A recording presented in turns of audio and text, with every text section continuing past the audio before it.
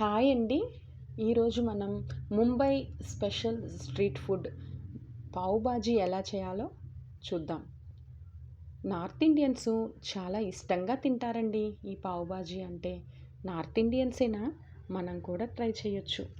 రండి, దీనికి కావాల్సిన వెజిటబుల్స్ ఏంటో చూద్దాం.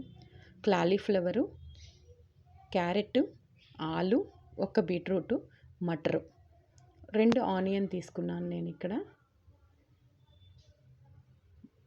క్లాలీఫ్లవర్ని సాల్ట్ వాటర్లో, గోరువెచ్చని నీళ్ళల్లో శుభ్రంగా కడిగి పెట్టుకోండి, పురుగులు అనేది లేకుండా.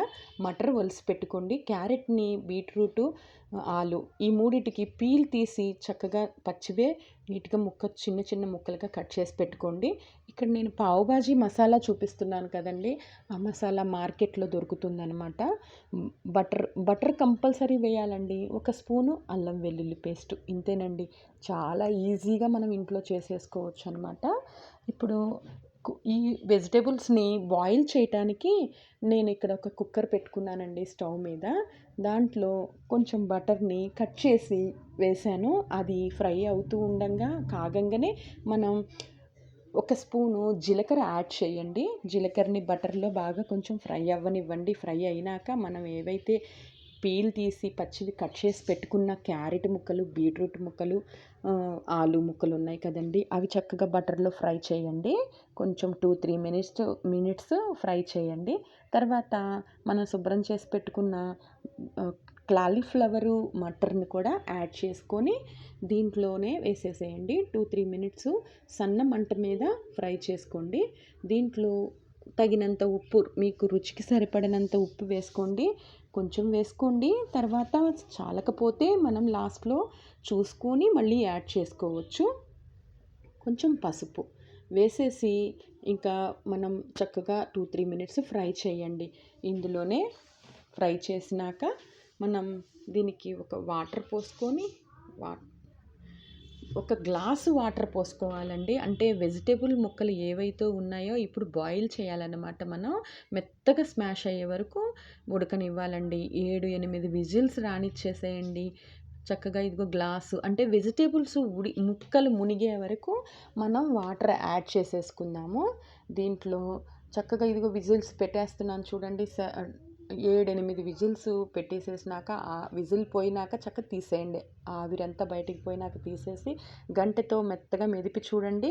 మీరు చక్కగా స్మాష్ చేసేసుకోండి. పప్పు గుత్తి ఏదన్నా ఉంటే మీ దగ్గర చక్కగా మెత్తగా చేసేసుకోండి. చూడండి నేను ఇక్కడ ఎంత మెత్తగా చేశానో అట్లా మెత్తగా స్మాష్ చేసేసి దీన్ని పక్కన పెట్టేసుకుందాము. ఇప్పుడు ఈ కూర ఏదైతే ఉందో దీన్ని మనం తాలింపుకి రెడీ చేసుకుందామండి.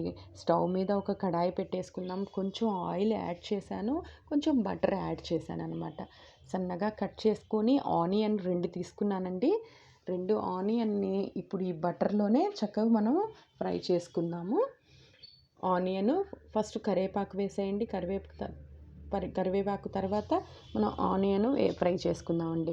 ఈ ఫ్రై అవుతూ ఉండంగానే అల్లం వెల్లుల్లి పేస్ట్ వేయాలండి. కొంచెం గోల్డెన్ కలర్లో రానివ్వండి ఆనియన్. అల్లం వెల్లుల్లి పేస్ట్ 1 స్పూన్ మాత్రం తీసుకోవాలండి. చూడండి, అల్లం వెల్లుల్లి పేస్ట్ వేస్తున్నాను. పచ్చివాసన పోయే వరకు వేగనివ్వండి అల్లం వెల్లుల్లి పేస్ట్. తర్వాత మనం ఏదైతే మెత్తగా స్మాష్ చేసి కూర మనం పెట్టుకున్నామో ఆ కూరని అందులో కలిపేసేయాలండి. అంతేనండి, చాలా ఈజీ అండి. పిల్లలకు కూడా చాలా మంచిదండి, హెల్తీ ఫుడ్. ఎందుకంటే 4-5 రకాల వెజిటేబుల్స్ కదండి ఇందులో మనం వేసింది. పిల్లలకి మంచిదండి. ఇట్లా బయట తినే కన్నా ఇంట్లో మనం చేసి పెడితే చాలా ఇష్టంగా తింటారు. ఈవినింగ్ స్నాక్స్ లాగా చేయొచ్చు అనమాట.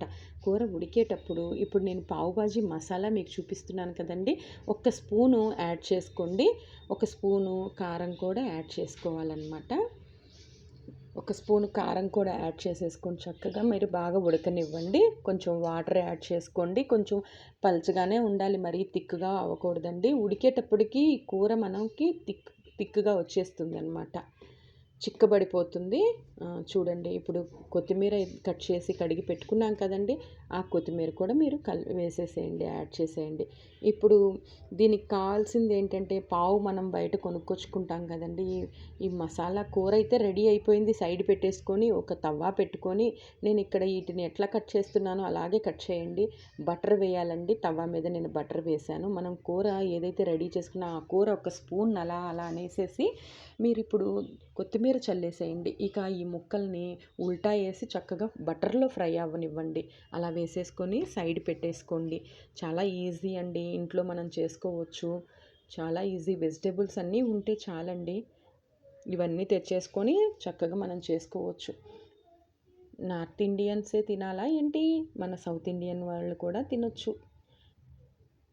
చూడండి చక్కగా సర్వ్ చేసేయండి. అట్లా కూర వేసేయండి. కూర మీద ఆనియన్ కూడా సన్నగా ముక్కలుగా కట్ చేసి వేసేయండి. ఒక బటర్ ముక్క కూడా వేయండి. అది మెల్ట్ అయినప్పుడు చాలా రుచి వస్తుందనమాట. అంతేనండి, చాలా ఈజీ. ఒక్కసారి ట్రై చేయండి. ఇంతవరకు మీరు ఎవరికి ట్రై చేయకపోతే ఇంట్లోనే ట్రై చేయండి.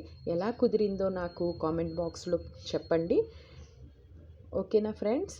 మీకు నచ్చితే కనుక ఒక లైక్ చేయండి, షేర్ చేయండి. Please subscribe. Okay friends, bye. Thank you.